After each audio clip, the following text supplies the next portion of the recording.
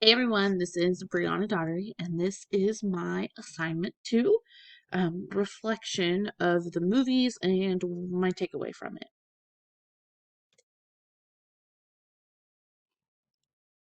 Okay, so Beyond the Blackboard. First off, I thought that was a phenomenal movie. I actually watched it with my family this morning during our breakfast and all of that. So this one touched a little close to my heart because one, I taught students to get their GEDs. So I know the challenges of teaching multiple students in multiple ranges of life, or I shouldn't say life, but for multiple ages and multiple grade levels.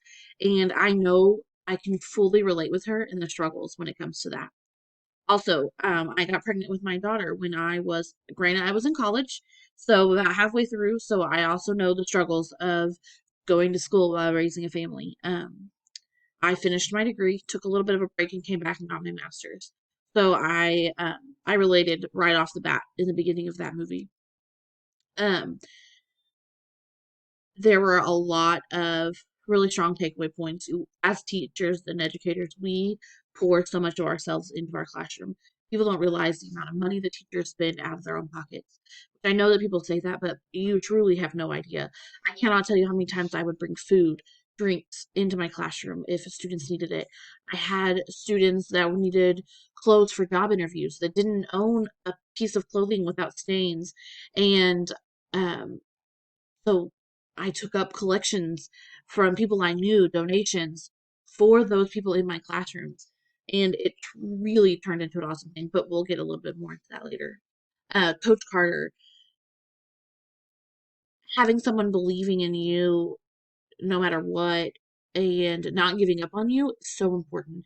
Same thing with Remember the Titans. No matter where you're from, no matter who you are, bringing it all in, you want to um, make sure that everyone's treated equally. And so I just think that they're all great movies. I was a little unfamiliar with the Miracle on Ice after 40 years, so that little clip was all that I had seen. So it was great as well. So I have two students that come to mind that have stories that are similar to these. The first one is Amanda, and this one's actually pretty close to my heart because she is also one of my best friends. And she's going to be at my wedding in September, as a matter of fact. And then I have another student. His name was Ricardo. So first off, Amanda. Amanda came from a family of five kids. One of them passed away. So her father was an alcoholic. Her mother was she never worked. She didn't want to work. They lived in a house, and I know this because I've been inside of the house. So she was my childhood best friend growing up. They had a house, and it was literally like falling apart when you would walk in. There were certain places that you could step and you couldn't step because there were holes in the floor. Honestly, the house should have been condemned a long time ago.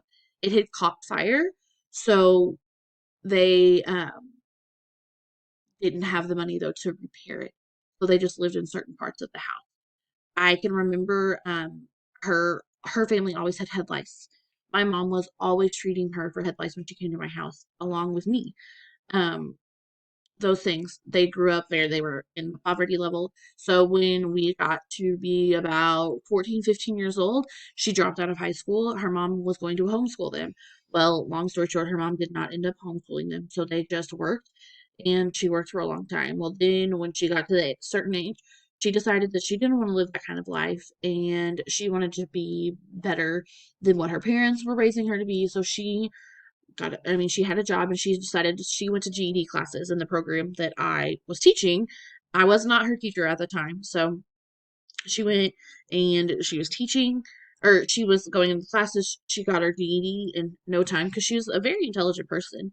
And then she went on, she put herself through general studies, and then she just went on and she got her nursing degree. And she now she's married and has a baby and lives in a beautiful home. And we are always talking about how far she's come and she's worked. She put herself through school. She didn't have the support of her family, financially or really mentally either.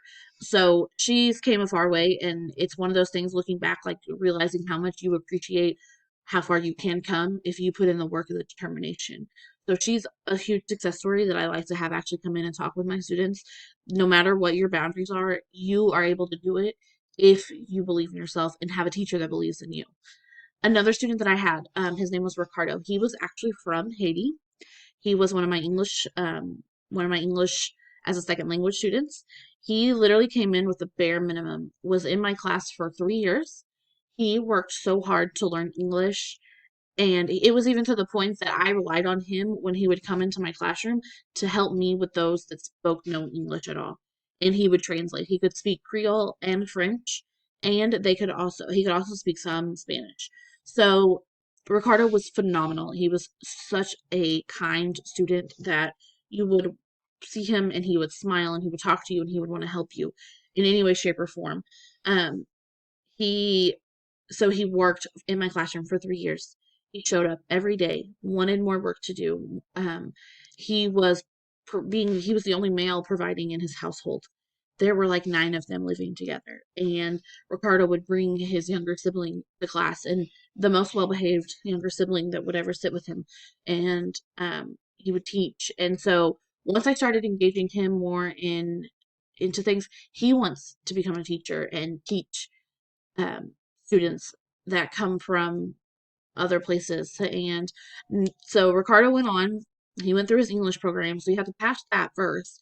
And then he began taking the what used to be called GED, now called HSE classes. So right before I had actually changed careers, Ricardo had passed, and he put in so much work, so many hours into that because he wanted to be able to provide for his family here that had moved with him, but also he wanted to provide for his family back in Haiti in hopes of getting them all here.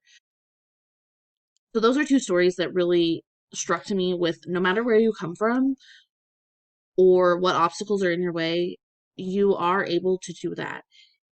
Sometimes it takes a teacher that is willing to help you set up a phone card, set up job interviews, take you to the library. I will never forget the day that we took a field trip and I got to take Ricardo into the library and sign them up for a library card and show them all of the books. And he honestly told me that was one of the biggest things that helped him was being able to go to the public library in the county he lived in and check out books in English that he could read and learn words and look them up, get dictionaries and use those resources.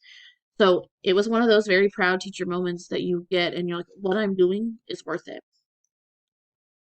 So my takeaways were pretty simple. No matter what, no matter where, and no matter when, no matter what stands in your way in life, you are capable of overcoming any and all obstacles to achieve your goals. Looking at down the blackboard, they were homeless. Their parents pitched in. No matter what obstacles are out there, whether it be alcoholic parents, drug abusing parents, being homeless, uh, you know, poverty, any of those things that are in your way, there are ways to overcome it. You have to have someone believe in you. I believe fully, whether it be a teacher or sometimes you do have those parents that you believe.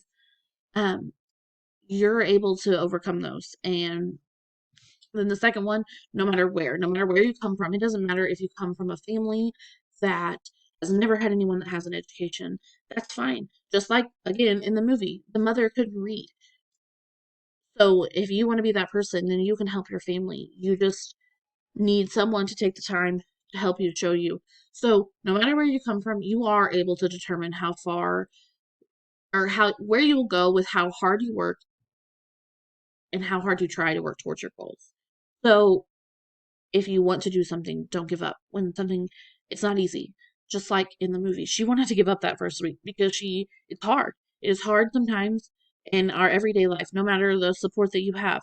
I have awesome support with my job, with my child, and with my schooling. But there are days when it's so hard that I feel like I'm like, okay, I can't do this. But I know that it's just a bad day. It doesn't mean that it's going to be forever. So each day, you take it day by day and strive to go into the next one more positive and better. So then, no matter when, no matter when you are handed challenges in your life, you will overcome them if you believe in yourself and if you have someone to believe in you. I fully, fully believe that. You are you are handed what you are built for. You are handled for something, and sometimes, you wonder why. Like, why is this happening to me? Why do I have parents that are drinking? And why do I have family members that don't care?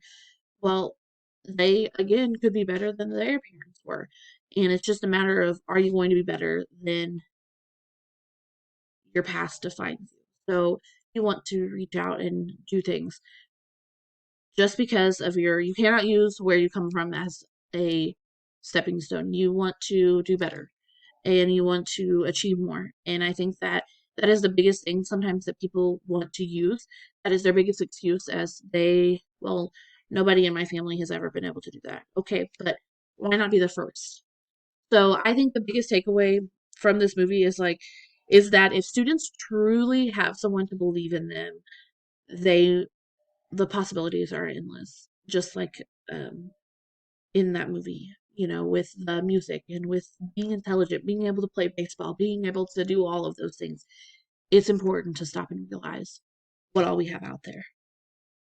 So it's short and sweet on this, but it's to the point. I just believe that we as educators need to believe in our students with all capabilities. You never know when a student, if they are struggling, maybe it's because they don't know how to do the basics. Go back to the basics and teach them. They need to know simple things and go on from there. I think that that is where I taught so much basic life skills. I taught my students how to make budgets, to live in the real world, that sometimes we are so focused on academics. I was lucky enough to be in a position that I wasn't focused on all of that. I was able to focus on, what do you need to survive? Let's get you a job. Let's get you some form of education, whether it be just your GED, that's fine. But if you want to go on, let me help you. Let me get you into some type of schooling or some type of training program that will help you make more than minimum wage for the rest of your life. It is a matter of being able to dress for an interview, knowing what to wear, knowing what to do. So those are all important things, I believe, that teachers and leaders need to have. Sometimes you're that student's only person to believe in them, and it matters. No matter who you are or what you've been through, to have somebody just to believe in you. And that was the biggest takeaway for me in all of those movies. I truly enjoyed watching the movie. My daughter is 6 years old. She was absolutely loving watching it. She sat, she was quiet the whole time. And she even made the comment, she's like, that teacher, she really cares about her students. Just like my teacher really cares about me. It's a huge eye opener, even for a 6-year-old.